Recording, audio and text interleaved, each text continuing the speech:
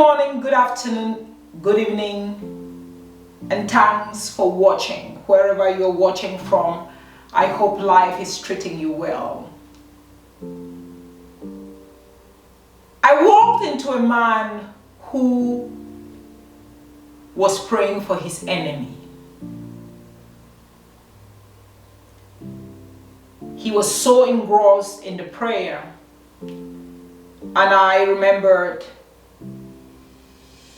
hearing the name, him mention the name of his enemy in the prayer.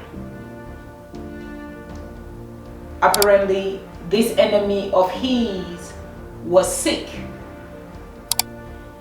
And though I know that he had told me certain things about this particular person he was praying for, I couldn't help but not hearing him pray like, oh Lord, punish this person, kill this person, like we would often pray when we have an enemy or we know that someone hates us. We say, oh Lord, punish this person. That was not the kind of prayer I heard from him.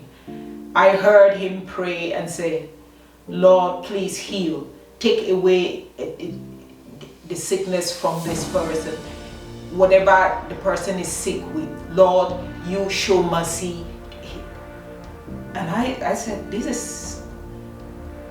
I'm a Christian, but I don't think I've gotten to this level where I am going to take time off, dedicate time and pray for the healing of my enemy. Someone I know has gone to lengths to ensure that I am dead, right? And I take off time and I am praying to God that God should heal that person because the person has fallen sick and is. I stood there and I said, Lord, my Christianity and my faith has not gotten to this level. But I pray that someday it will get there. He continued to pray. He took off days and prayed for the enemy, and the enemy eventually got healed. Why do I tell us this story? You see, the Christian faith is a very challenging one. It's if you say you are a Christian, you have to grow. You would have to give yourself time to grow, and you would have to watch other faithful Christians to grow. One thing I have noticed, like I said, I walked in on that person praying for that enemy of his, and it stood out to me, and I was honest with myself, and I was like, I've not gotten to this stage where I would be willing to pray for someone I know went to lengths to kill me.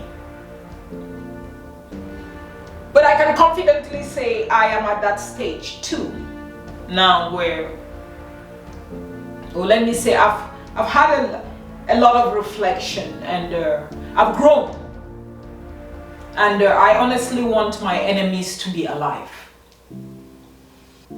Yeah, you get to a point in your life and you want, when you grow. It was years back, and I think I've grown, and I'm at that point where I no longer tell God, Lord, destroy this enemy. No, I know. I want my enemies to be alive. Because why do I want my enemies to be alive? If at all I have any, I cannot pinpoint this is my enemy and this. Yeah, but they that often hate you are usually more than you know, right? Yeah, because if you, like I said, the Christian life is one that is full of battles. You don't even know who hates you. You never really know who it is, because some people will be pretending with you. They will say they are your friend, but they are not your friend. They stab you in the back. They do all those things. Only God can open your eyes to see. But then you fight certain things in life. You go through some challenges in life, and as you grow, as you pray, and you walk with God, you get to a certain point. Like I've gotten to a certain point, and I honestly do not want my enemies dead. You know why? I want my enemies alive. Because who will celebrate you when God blesses you? Your enemies should be the ones to celebrate you. The Bible talks of, He prepares a table before me in the presence of my enemies. Why did God not say He prepares a table before you in the absence of your enemies? Oh no, there's a reason. There is a reason. That's why I would always say, I am not the best of Christians, right? But I know that I cannot leave this Christianity go anywhere. Oh yeah, I cannot leave. And I love scripture, because the Bible has everything. The Bible has everything that will help you in this life. The Bible talks about, He prepares a table before me in the presence of my enemies. Meaning what? Your enemies will sit and see that banquet. God has a reason. So stop praying that your enemies should die. No. They have to sit and see that banquet. If your enemies die, who will see the banquet? Who will see that table in front of you? Who will see that table that the Lord has prepared? Right? No. So you like I said, you as you grow in your faith, you would get to that point, and you would want your enemies to leave, because as they are alive, God is dealing with them. You've handed them over to God. God is dealing with them, and you just keep doing what you are supposed to be doing as God is blessing you, and you are rising, and you know that you cannot come down. You cannot come down. God is dealing with them, and so as you continue to rise, they have no choice than to celebrate you and to acknowledge that your God is working with you and for you. It's immaturity to be praying when you haven't gotten to that. Like I said, many of us are not yet at that level. You will have to get there as you grow in your Christian faith. I can confidently say I'm at that stage.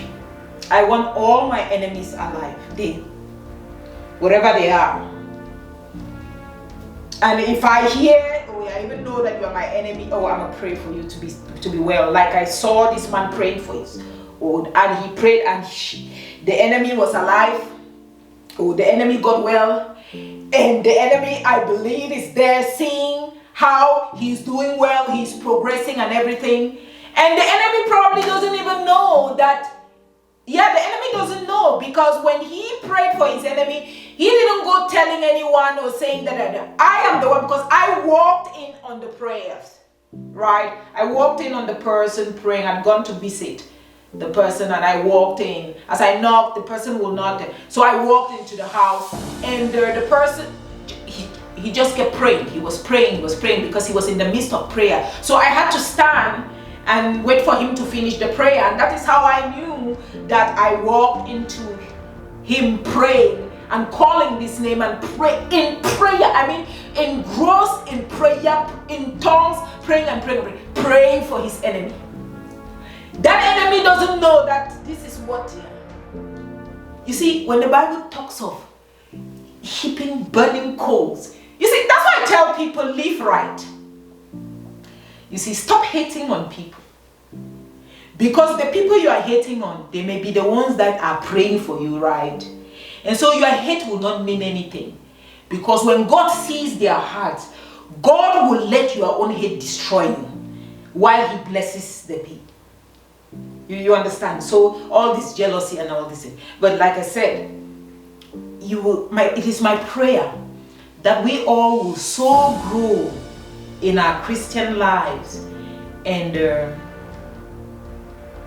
stop praying stupid prayers like, oh, let this person die. No, they need to be alive. When you get to that point, you'll be like, you honestly turn around and say, oh Lord, let all my enemies leave. Let them be alive and see you raise me up. So that they have to celebrate you.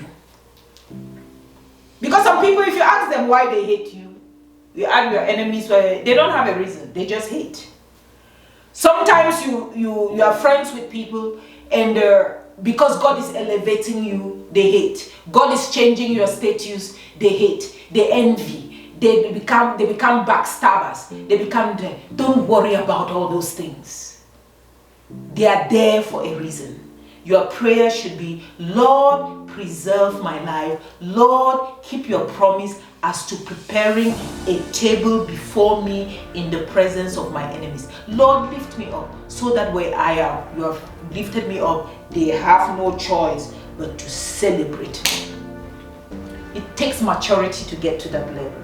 It's taken me years to get to a point. When you do something to me right now, and I'm honestly, I would not even really bother. I would just maybe like look at, okay, what is it? What lesson have I learned from it and things like that.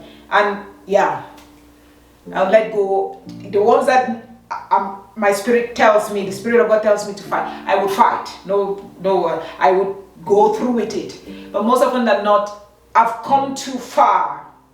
And I know that seed time harvest. Yeah. So I no longer pray that prayer, oh, this person died, this person died, this person died, this person died. No, I don't pray. Let them all be alive. The world is big enough to accommodate all of us. Let us all be alive and watch our God walk with all of us. He prepares a table before me in the presence of my enemies. He prepares a table before us in the presence of our enemies. Let our enemies leave. Stop praying foolish or stupid prayer. Let our enemies leave. We have enemies, let them leave. Like I said, I don't really have any. I may be talking and somebody, I don't really have enemies. I can't really point, this is my enemy. I have people who have hurt me, but still, I forgive and I move on, right? I don't have, but whether they've hurt, everybody should be alive. Let God be working with all of us. Yeah, it's God's word. Pray that your enemies will be alive to see God prepare a table before you and let them watch and have to clap and celebrate you. The Bible is true with that. Yeah, but it will take maturity and growth to get there. I stopped praying for the death of my enemies a long time. I need them alive because when God has taken me up, they will celebrate me. Yeah, have you ever seen where you clap but you don't know that you are clapping? Only God can bring your enemies to clap like that. Yeah, when they are dead, there will be nobody to clap. Let them be alive and see what God is doing for you, will do for you, and they will have, when that time comes, they will clap for you, unconsciously or consciously, because God is the owner of this world. Thanks for watching. I invite you to keep regular dates with me on my new series of Issues by Elsie on YouTube, Instagram, and Facebook. And thanks for joining me on this journey